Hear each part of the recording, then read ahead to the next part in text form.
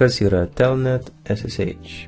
Tiek Telnet, tiek SSH yra protokolai skirti administruoti kitą kompiuterį konsolės pagalba.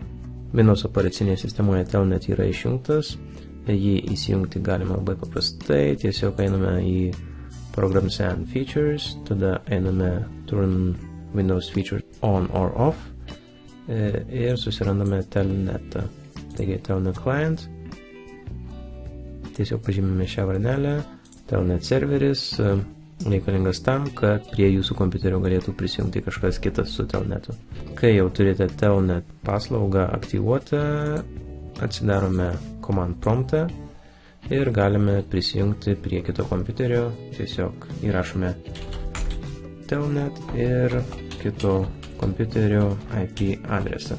Šiuo atveju aš turiu kitą kompiuterį, kuris yra Ubuntu ir ši virtuali mašina yra sukurta VirtualBox pagalba. Taigi aš prie šios virtualios mašinos galiu prisijungti naudodamas Command Promptą, tiesiog įrašome Telnet ir IP adresą.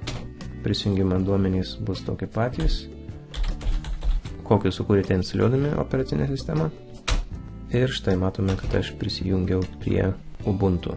Dabar aš galiu tiesiog nueiti į, tarkime, desktopą ir sukurti kokį nors failą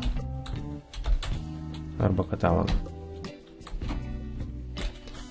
Testas. Ir matome, atsirado mūsų sukurtas testas. Taip pat galime sukurti failą.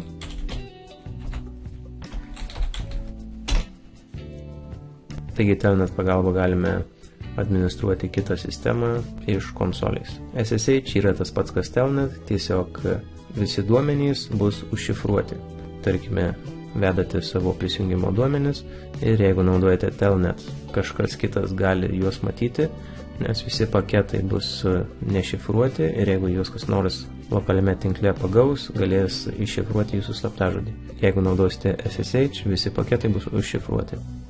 Šiai pamokėliai tiek, jeigu patiko paspauskite like, jeigu turite klausimų, būtinai palikite juos komentaruose. Iki.